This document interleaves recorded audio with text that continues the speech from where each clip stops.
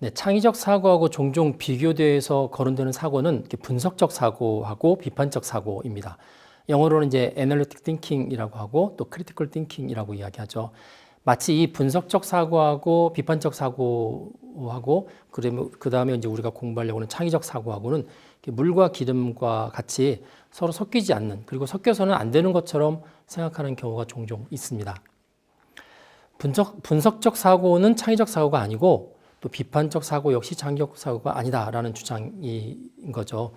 그래서 이 분석적 사고와 비판적 사고가 수직적 사고인 반면에 창의적 사고는 수평적 사고, 레터럴 띵킹이기 때문에 그래서 이 두 개는 섞이지 않는다, 섞여서는 안 된다라고 이런 정의 관점에서 아마 그렇게 이야기하는 것 같습니다.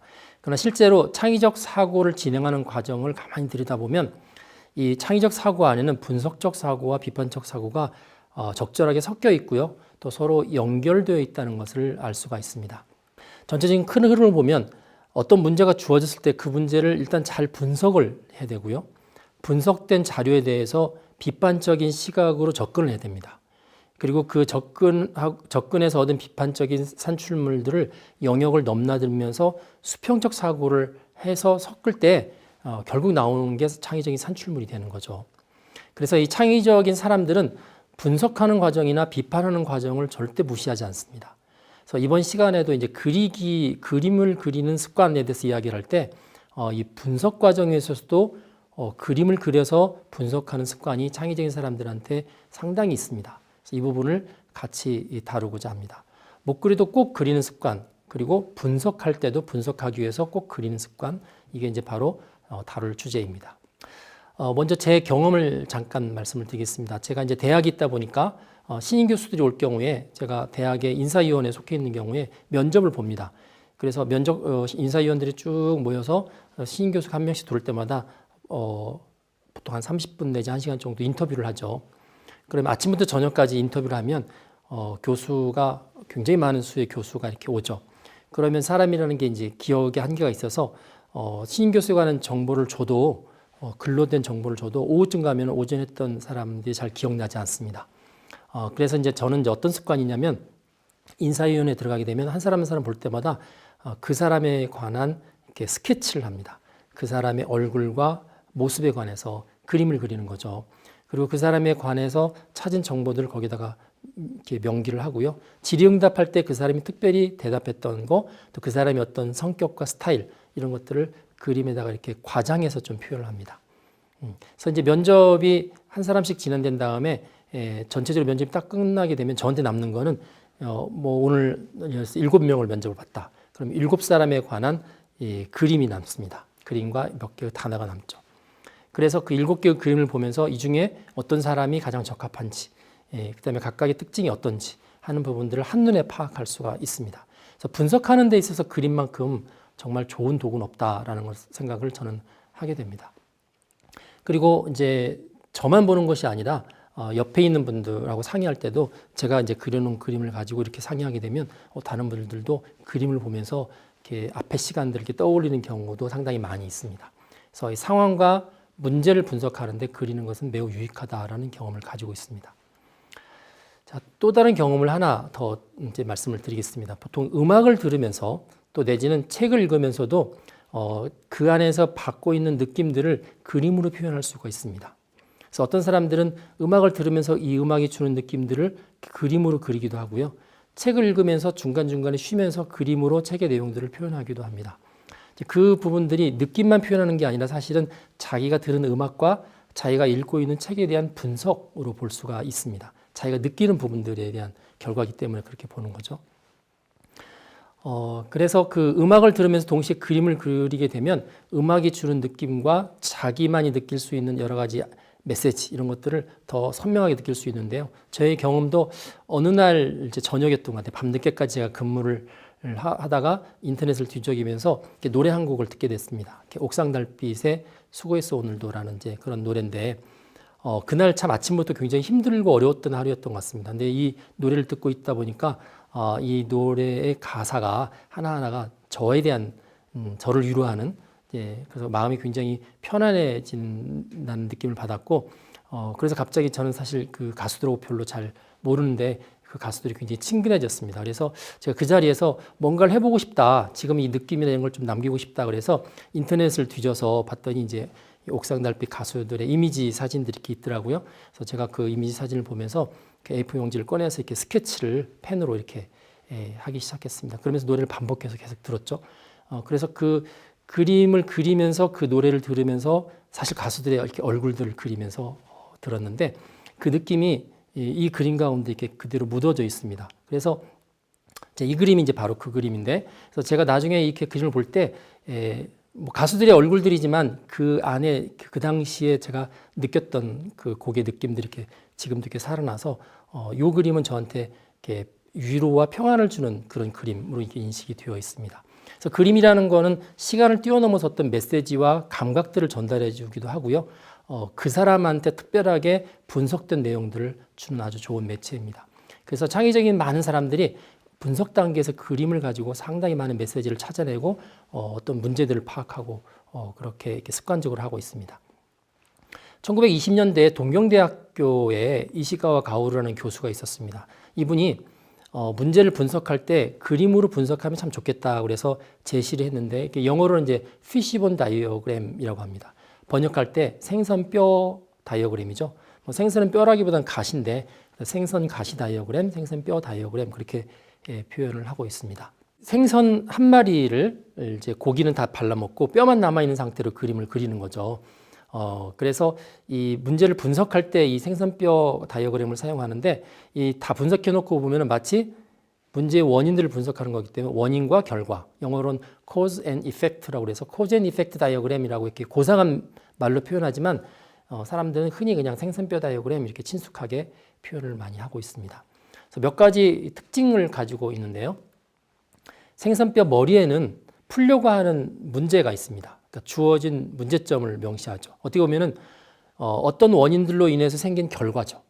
그 결과의 원인을 파악하려고 하는 거가 그림으로 파악하려고 하는 거가 생선뼈 다이어그램이기 때문에 그러면 생선의 몸통 쪽에 있는 가시, 뼈에는 문제를 일으킨 원인들을 이제 쓰게 됩니다. 그래서 생선 머리를 오른쪽에, 생선의 몸통을 왼쪽에 위치시키는데 반대로 할 수도 있겠죠.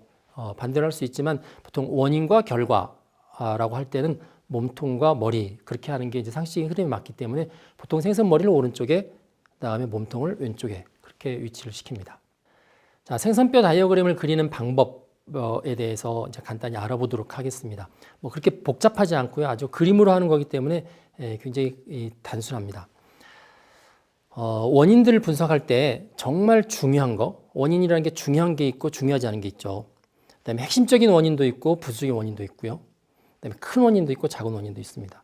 또 원인에 가면 또 원인의 원인이 있습니다. 뭐 이렇게 되어 있는데 이 생선뼈 다이어그램에서는 가장 크고 중요하고 핵심적인 것들을 먼저 찾아냅니다. 그래서 그 생선뼈에 보면 이제 이렇게 생선의 큰 등뼈에 해당되는 가시가 있고 뼈가 있고 거기에서 이제 가시들이 이렇게 나오죠. 그 뻗어져 나오는 가시에다가 큰 원인들을 나열을 합니다. 그래서 가장 큰 생선뼈에는 이렇게 핵심적인 원인들이 나열되어 있다고 보시면 될 것 같습니다. 원인도 보면 중요도가 높은 게 있고 낮은 게 있는데 보통은 머리 쪽에 가까울수록 중요한 원인들을 나열하고요.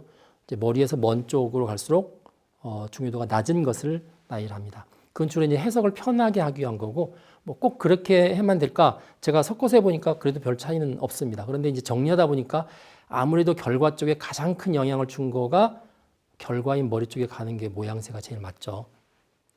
쓰다 보면은 앞에 써놨던 원인보다 더 중요한 거를 나중에 찾을 수도 있어요. 그러면은 지우고 위치를 바꿔서 써도 됩니다. 자, 한번 예를 들어보겠습니다. 사회적으로 우리나라도 그렇고 결혼 시기가 늦어지고 있죠. 결혼을 늦게 합니다. 그래서 왜 사람들이 이 결혼 시기가 자꾸 늦어질까에 대한 원인과 그 원인 분석을 한번 생선뼈 다이어그램을 통해서 한번 해보도록 하겠습니다. 자, 생선 오른쪽에 있는 생선의 머리 안에다가 뭘 쓰냐면 결혼이 늦어진 이유라고 문제점, 어떻게 보면 이제 원인들로 인한 결과를 쓰게 되는 거죠. 자, 왼쪽에는 큰 가시들을 이렇게 그립니다. 몇 개를 그릴지는 본인 마음대로인데 한 뭐 두세 개씩 그려서 필요하면 이제 더 그리면 되고요. 불필요하면 지우면 되는 거기 때문에. 자, 첫 번째 큰 이유로 생각되는 거가 결혼을 한다는 것이 다들 경제적으로 부담스럽다. 뭐 경제적으로 부담스러워서 결혼을 늦게 한다. 그거를 이제 가장 큰 이유로 생각을 해서 큰 가시에 명시를 했습니다. 그럼 이제 이런 모습이 되겠죠. 뼈를 6개를 그렸는데 6개 중에서 오른쪽 위에다가 첫 번째 이유를 이렇게 달았습니다. 자, 두 번째 이유로 결혼할 필요성을 못 느낀다. 결혼할 필요성을 못 느낀다는 게 나오는데 그건 이제 두 번째 가시에다 달았고요. 세 번째는 이성 교제할 시간이 없다. 그 다음에 마음에 드는 상대가 없다. 결혼할 계획이 아예 없다. 현재 교제 중인 상대방이 결혼을 거절하고 있다. 뭐 이런 6가지를 뽑아서 가시 끝에다가 하나씩 나열을 했습니다. 자, 6가지 주요 원인들이 나열이 됐죠. 자, 여기서 끝낼 수도 있는데 그 원인들을 가만히 들여다보면 또 세부적인 게 나올 수 있어요. 그래서 세부적인 부연 설명, 세부 원인들을 이제 작은 가시를 묘사합니다. 마치 작은 가시를 묘사하면 나무 가지처럼 이제 뻗어나가게 되는 거죠. 자, 예를 들면 경제적으로 부담스럽다 안에 들어가면 경제적으로 뭐가 부담스러울까? 결혼하고 난 다음에 주택 마련하는 게 굉장히 힘들다. 주택난. 결혼하고 난 다음에 자녀를 낳을 건데 자녀 교육비가 너무 높은 교육비. 자, 이런 것들이 경제적으로 부담스럽다는 거에 대한 세부적인 또 원인이 되는 거죠. 그래서 그거는 이제 그 큰 가시죠. 큰 가시인 경제적으로 부담스럽다 밑에 작은 가시인 주택난, 높은 교육비 이렇게 명시를 하는 겁니다. 이런 식으로 해서 6개의 원인에 대해서 다시 작은 가시들을 이렇게 세부 원인이나 부연 설명과 같이 이렇게 쭉 이렇게 나열을 하면 그림에 보는 것처럼 이런 모습이 되는 거죠. 전체적으로 이제 생선 가시 모습이긴 한데 내부적으로 보면 마치 나뭇가지, 뿌리에 달린 나뭇가지처럼 보이기도 합니다. 자, 크고 작은 원인들이 계속 생기면 계속 순서와 상관없이 추가하면 되고요. 사실 이 생선뼈 다이어그램도 그리다 보면 좀 지저분해지면 다시 새로 그립니다. 새로 그려서 지금 보여지는 것은 사실 이제 깔끔하게 새로 그린 결과물이고요. 중간에는 좀 지저분하게 왔다 갔다 이렇게 할 수도 있죠. 그래서 이제 생선뼈 다이어그램을 그리다 보면 사람들이 노하우가 생기는데 이제 종이는 제한되어 있기 때문에 최대한 생선의 머리 부분에 문제를 명시할 때 오른쪽으로 가서 왼쪽 공간을 충분히 확보하는 게 좋겠다. 이런 이제 노하우가 생기죠. 그래야 이제 원인들이 더 추가가 돼서 계속 추가할 때마다 공간이 남아있기 때문에 편하죠. 제가 앞에 예에서는 위쪽에 3개, 아래쪽에 3개 이렇게 6개를 대칭을 했는데 생선뼈가 주로 대칭이죠. 대칭이긴 하지만 꼭 대칭을 맞출 필요는 없습니다. 위에 2개, 뭐 밑에 3개, 뭐 그렇게 해도 되죠. 그다음에 내용들을 제가 박스로 이렇게 표현했는데 꼭 그렇게 박싱을 할 필요 없고요. 그냥 자유롭게 글씨만 써도 됩니다. 자, 생선뼈 다이어그램은 어떤 이제 장점이 있을까요? 어떤 문제에 대한 원인들이 한눈에 다 나타나 있죠. 그래서 원인과 효과가 한눈에 체계적으로 이렇게 잘 보여진다는 장점이 있고요. 그 다음에 그 원인들 사이에서 중요도, 그 다음에 상호 관계가 보여집니다. 제일 바깥쪽에 중요한 것들이 있고 그 안쪽에 세부 가지들이 이제 그 근본 세부 원인들이 되는 거죠. 자, 이제 이런 문제를 파악했으면 해결을 해야 되죠. 해결할 때 그 원인들을 하나씩 순서대로 해결해 나가는 과정을 이 생선뼈 다이어그램을 그려놓으면 이렇게 상황 추적을 쉽게 할 수가 있습니다. 그래서 우리가 혹시 해결하지 못하는 문제가 뭐가 있을까? 현재 해결하고 있는 거가 있는데 걔는 다른 원인과 어떤 관계가 있을까? 이런 것들을 잘 추적할 수가 있는 거죠. 그리고 이제 여러 사람이 같은 문제를 가지고 해결하려고 할 때 토론도 벌어지고 여러 가지 협업에 의해서 진행이 벌어질 텐데 그런 경우에 문제의 핵심에서 벗어나지 않도록 이 종이 한 장에 그려놓은 생선뼈 다이어그램이 굉장히 중요한 기준 역할을 하게 됩니다. 그리고 이제 이 그림을 이제 자꾸 업그레이드 시킨다든지 다시 그린다든지 그런 걸 통해서 새로운 원인이 생길 때마다 그런 걸 이제 넣었다 뺐다 할 수 있는 부분들이 있고 또 그리는 거가 일반적으로 시간이 좀 걸리죠. 시간이 걸리기 때문에 걸리는 시간 동안에 뭔가 생각을 더 할 수 있다. 이게 일반적으로 이제 그리기를 이용할 때 얻게 되는 일반적인 장점을 생선뼈 다이어그램에서 똑같이 얻을 수 있다라는 것을 알 수가 있습니다. 자, 그림으로 분석하는 데서 아주 기본적인 거를 하나 더 말씀을 드리겠습니다. 이 IPO 다이어그램이라는 겁니다. IPO는 Input, Process, Output의 약자입니다. 그래서 입력, 프로세스라는 게 이제 활동이나 처리하는 거죠. 그다음에 아웃풋은 결과물입니다. 그래서 어떤 것을 입력으로 받아들여서 무엇을 처리했더니 어떤 결과가 나왔다. 아주 간단한 그림이죠. 이 그림은 일반적으로 우리가 시스템이라고 부르는 모든 것들이 다 이 형태를 가지고 있습니다. 컴퓨터 시스템도 입력을 받아들여서 프로그램이 뭔가 처리한 다음에 출력물을 내보내죠. 우리가 사회에서 말하는 이제 소셜 시스템, 사회 시스템도 똑같습니다. 교육 시스템은 학생을 받아들여서 인풋으로 받아들여서 학생에게 다양한 교육 프로그램을 진행을 하죠. 그래서 나오는 출력이 교육을 잘 받은 인재가 나오는 겁니다. 이 중간에 있는 이 프로세스는 상황에 따라서 여러 단계로 이렇게 세분화가 될 수가 있습니다. 예를 들어 보면 이렇죠. 교육 시스템인데 특별히 청소년 교육 시스템이다 라고 하면 이제 보통 제도권 안에서 청소년 교육 프로그램들이 주로 중학교와 고등학교 때 이루어지죠. 또 중학교 안에 들어가면 또 1학년, 2학년, 3학년, 고등학교도 1학년, 2학년, 3학년, 뭐 6년 동안 이루어질 수 있죠. 그래서 이렇게 하나의 교육 프로세스는 다시 안에 이렇게 세분화가 될 수 있어서 세분화되는 부분을 직접 껴넣어도 되고요. 아니면 마치 그걸 확대하는 것처럼 밑에다가 이렇게 따로 표현할 수도 있습니다. 그래서 끼워 넣는 경우에 보시면 자, 인풋은 초등학교 졸업생이 나오죠. 초등학교 졸업생이 이제 중학교 올라오니까 인풋에는 초등학교 졸업생. 그다음에 프로세스가 두 개로 나눠져 있습니다. 중학교 교육 프로그램, 그다음에 고등학교 교육 프로그램. 끝나고 나면 고등학교 졸업생 이렇게 나가는 거죠. 자, IPO 다이어그램을 조금 더 확장한 게 있는데 그게 SIPOC라는 겁니다. 보통 시폭이라고 하기도 하고 SIPOC라고 그냥 읽기도 하는데요. 어떻게 확장했냐면 IOP 앞단하고 뒷단에 하나 더 넣습니다. 뭘 넣냐면 주체를 넣으면 주체. 인풋을 제공해주는 주체. 그걸 보통 이제 서플라이어 공급자라고 하고요.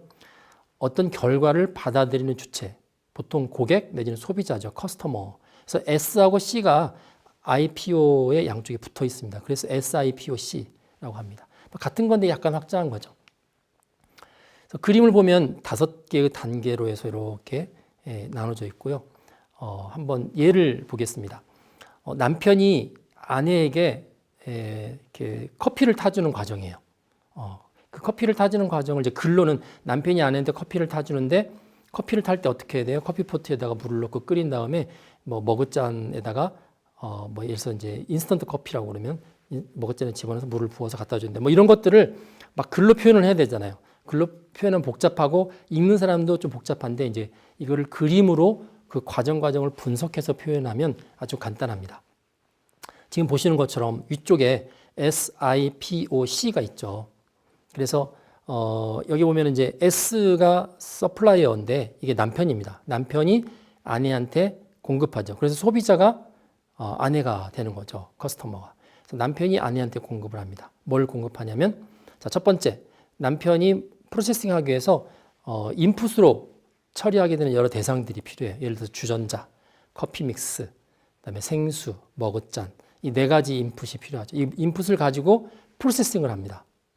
그렇죠? 그 프로세싱을 밑에 보시면 이렇게 3단계로 이렇게 따로 나눠져 있죠. 그 3단계 첫 번째 주전자에다가 생수를 넣고 끓이고 두 번째 머그잔에다가 믹스 커피를 넣고 세 번째 그 머그잔에다가 끓인 물을 붓고 뭐 아주 심플한 거지만 이제 시간의 순서에 의해서 이렇게 분석을 한 거죠. 분해한 겁니다. 그래서 그 3개의 단계를 거치게 되면 그 3개의 단계에 의해서 전체 프로세스가 완성이 되고요. 그 아웃풋이 뭐냐면 이제 끓은 커피가 담긴 머그잔이 되는 거죠. 그 이제 성과물이 되고 그 성과물이 커스터머한테 이제 아내한테 전달이 되는 겁니다. 그래서 이 그리기를 가지고 분석하는 과정을 이제 앞에 생선뼈 다이어그램, 그 다음에 IPO, SIPOC 이렇게 3개에 대해서 알아보았습니다. 창의적 발상에 있어서 그리는 것은 분석 단계에서도 굉장히 중요한 역할을 합니다. 그래서 어떤 문제를 보고 그 문제를 쪼개는 부분들, 그 쪼개는 부분들도 그림으로 하고요. 쪼갠 부분을 다시 세분화시키는 것도 역시 그림으로 하는데 이제 기본적인 사항들은 오늘 시간에 이야기를 드렸고 다음 시간부터 본격적으로 이 그림을 가지고 분석하거나 이제 그림을 가지고 어떤 상황을 파악할 때 쓰는 기본적인 패턴들이 있습니다. 패턴과 프레임워크가 있는데 그 기본적인 패턴과 프레임워크를 통해서 문제들을 어떻게 분석하는지 그리고 그 분석을 통해서 창의적인 발상들이 어떻게 나오는지에 대해서 알아보도록 하겠습니다.